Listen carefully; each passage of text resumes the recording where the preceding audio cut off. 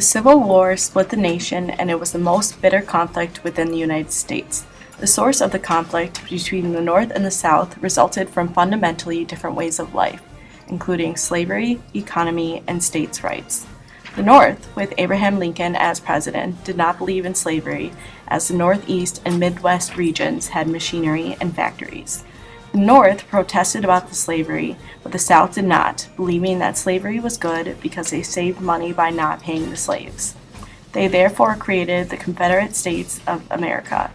The whole nation started to fight over who would decide if the territories were with or without slavery.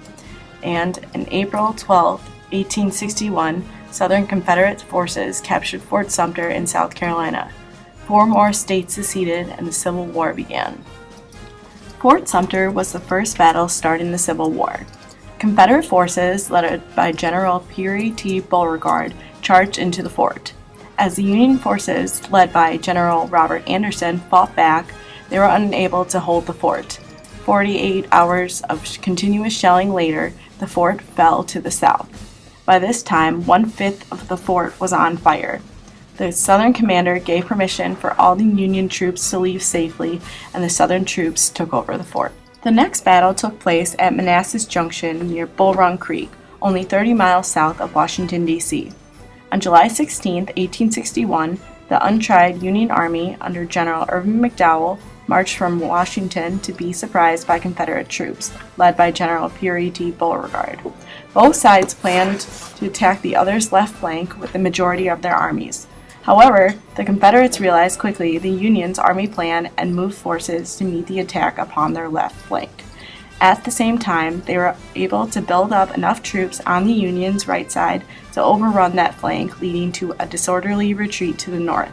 The North was defeated and retreated to the capital, where President Lincoln began to ask for more volunteers. The next battle, called the Battle of Ironclads, took place in the Norfolk Navy Yard at Portsmouth, Virginia, between 2 ironclad ships on March 9, 1862. The Confederates, under General Franklin Buchanan, built an old wooden ship called the Merrimac that had sunk several Union ships in the past months. The North, under Lieutenant North Worden, decided to build an ironclad ship to fight it, called the Monitor. The battle lasted for hours, however, neither side won the battle. The next significant battle is the Battle of Shiloh, which took place at Pittsburgh Landing, Tennessee, on April 6 to the 7th, 1862. Confederate forces, led by General Albert Sidney Johnston, attacked Union General Ulysses Grant's army, who had captured several forts in Tennessee and were moving south toward Mississippi. The Union forces were not prepared, but they still managed to hold their own until the arrival of General Buell's army and other reinforcements. Further, the Confederates lost their leader when General Johnston was killed by a stray bullet. On the second day, April 7th, Grant launched a counterattack and the Confederates were forced to retreat to Corinth. On June 26th, Lee's forces attacked Union forces at Mechanicsville. The Union forces were victorious, but McClellan ordered a withdrawal to Gaines' Mill. There, Confederate forces broke Union lines the next day. McClellan then ordered a general withdrawal. 3 more battles were fought, including one at Malvern Hill, in which Confederate troops were slaughtered in an ill-advised attempt to scale it. On the next day, however, McClellan, declining to take the offensive, withdrew to Harrison's Landing on the James River, where his army was protected by gunboats, and the Peninsular Campaign was over. The Second Battle of Bull Run was fought on August 29th and 30th of 1862 near Bull Run in Virginia as part of the Civil War. The Union started with 62,000 men, and the South started with 50,000. The Southern commander was General Lee, and the Union commander was General Pope.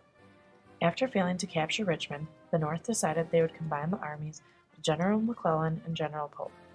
By August 29th, Pope, with about 35,000 men, were driven north by the South, who had about 50,000 men under the command of General Lee. Jackson, with about 23,000 troops, came from the east to attack General Pope from behind. Union troops turned to fight Jackson's. Jackson was reinforced by Lee and Longstreet's troops. On the second day, Longstreet's troops forced the Union out of the field. Pope went north and was joined by McClellan and went into Washington, D.C. the South ended up taking the battle over the Union, with Pope being replaced by McClellan. On September 16th, McClellan confronted Lee's army of Northern Virginia at Sharpsburg, Maryland. At dawn on the 17th, Hooker's corps mounted a powerful assault on Lee's left flank that began the single bloodiest day in American military history. Late in the day, Burnside's corps finally got into action, crossing the stone bridge over Antietam Creek and rolling up the Confederate right. At a crucial moment, Hill's division arrived from Harper's Ferry and counterattacked, driving back Burnside and saving the day. Although outnumbered 2-1, Lee committed his entire force, while McClellan sent in less than three-quarters of his army, enabling Lee to fight the Federals to a standstill. Although neither side gained a decisive victory, Lee's failure to carry the war effort effectively into the North caused Great Britain to postpone recognition of the Confederate government. The battle also gave President Abraham Lincoln the opportunity to issue the Emancipation Proclamation, which on January 1, 1863, declared free all slaves in the United States, still in rebellion against the U.S. The Battle of Fredericksburg, fought December 11th through the 15th of 1862, was one of the largest and deadliest of the Civil War. It featured the first major opposed river crossing in American military history. Union and Confederate troops fought in the streets of Fredericksburg, the Civil War's first urban combat, and with nearly 200,000 combatants, no other Civil War battle featured a larger concentration of soldiers. The Union's Army's main assault against Stonewall Jackson produced initial success and held the promise of destroying the Confederate right, but lack of reinforcements and Jackson's powerful counterattack destroyed the effort. Both sides suffered heavy losses, totaling 9,000 in killed, wounded, and missing, with no real change in the strategic situation. With all the dead and wounded, it was abundantly clear that a signal Confederate victory was at hand. The Army of the Potomac had suffered nearly 12,600 casualties, but by comparison, Lee's army had suffered some 5,300 losses. On April 27th, General Lee fought against General Joseph Hooker. As Hooker's army moved toward Fredericksburg on the Orange Turnpike, they encountered increasing Confederate resistance. Hearing reports of overwhelming Confederate force, Hooker ordered his army to suspend the advance and to concentrate again at Chancellorsville. That night, Jackson's line surged forward in an overwhelming attack that crushed the Union 11 Corps. Federal troops resisted the advance and counterattacked. While making a night plan, Jackson was mortally wounded by his own men and carried from the field. J.E.B. Stuart took temporary command of Jackson's corps. On May 3rd, the Confederates attacked with both wings of the army and massed their artillery at Hazel Grove. This finally broke the Federal line at Chancellorsville. Union Generals Berry and Whipple and Confederate General Paxton were killed. Stonewall Jackson was mortally wounded. On the night of May 5th and 6th, after Union reserves at Salem Church, Hooker recrossed to the north bank of Rappahannock. This battle was considered by many historians to be Lee's greatest victory. Another major battle of the Civil War was the Battle of Vicksburg. Located in Mississippi, it lasted from May 18th through July 4th of 1863. General Ulysses S. Grant leads the Army of Tennessee against the Confederate Army of Vicksburg to take over the city of Vicksburg. He successfully surrounded the city, entrapping a Confederate army under the command of General John Pemberton. The city holds out until July 4th, when it reluctantly surrendered. This loss to the Confederacy effectively split them in half and brought widespread praise to General Grant, which would ultimately lead to his raise into General-in-Chief of the Union armies. The Battle of Gettysburg lasted from July 1st through the 3rd of 1863. General Robert E. Lee led Confederate forces onto the city of Gettysburg from the west and the north as an effort to drive Union forces back to Cemetery Hill. Reinforcements came later on in the night, which helped General Lee attack Union forces at Peach Orchard, Wheatfield, Devil's Den, Round Tops, and Culps and East Cemetery Hills. He was successful with almost all of the attacks, but the Union forces retained Round Top and Culps and East Cemetery Hills. On the afternoon of July 3rd, Lee led an assault on Cemetery Ridge known as the Pickett-Pettigrew Assault, or Pickett's Charge, which broke the Union line momentarily. The Confederates were driven back by the Union forces, resulting in heavy casualties. With the immense amount of casualties resulting from these battles, General Lee withdrew his army to Williamsport on the Potomac River. The stretch of casualties from this battle lasted for more than 14 miles. It has been estimated to have at least 51,000 deaths. The Battle of Chattanooga lasted from November 23rd until the 25th. After heavy siege laid on the Union Army by the Confederates in the city of Chattanooga, General Grant took command of the Western armies and replaced the current Union Army leader, General Rosecrans, with General Thomas.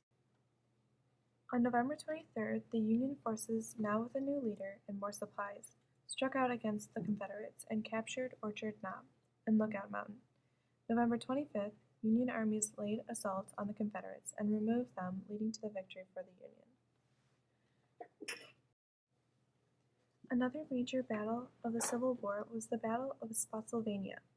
It lasted from May 8th until the 21st of 1864. Both General Grant and General Meade from the Union wanted to capture Richmond.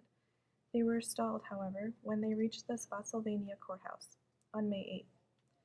The battle lasted from May 8th until the 21st and took place along the Spotsylvania front. The Union attacked at dawn on May 12th, which led to a capture of nearly a whole division of General Lee's army and almost cutting the Confederate army in half. Confederate forces were quick to fight back to cover up the gap. Their intense fighting led to a close 20-hour-long battle of nonstop fighting. This would be considered the most ferociously sustained combat of the whole Civil War. On May 19th, the Confederates tried to beat the Union Army's right flank back to Schears Farm, but they were unsuccessful. This failed attempt led to even more casualties. 2 Union generals were killed and 2 Confederate generals were captured. On May 21st, General Grant disengaged from the fight to pursue Richmond, leaving this battle to an undecided victory between the two forces. The battle at Cold Harbor was from May 31st to June 12th of 1864. Union forces took over the crossroads of Cold Harbor, and the Confederate army soon attacked, but was defeated by the Union army. After the Confederates got supplies and reinforcements, more Union armies came to Cold Harbor and beat off some of the Confederates. On June 2nd, both armies, the Confederates and Unions, lined up from Bethesda Church to Chickahominy River, forming a 7-mile front. A few flanks from the Union side attacked on June 3rd and were completely slaughtered. Both sides fought until June 12th, when General Grant started moving his army to the James River. Grant saw this as too many casualties for the Union, so he admitted defeat and carried on to Petersburg. On March 25th, General Lee sought to break General Grant's hold on Petersburg, Virginia, by attacking Fort Stedman. When the attack failed and Grant counterattacked, the Confederate army line broke. This led to General Lee's thin army at Petersburg and Richmond to flee. After a few more days of fighting from the scrawny Union army, Lee finally surrendered on April 9, 1865. Because of the lack of efficient communications between the Confederate armies, the final surrender of the Confederate army was on May 25th.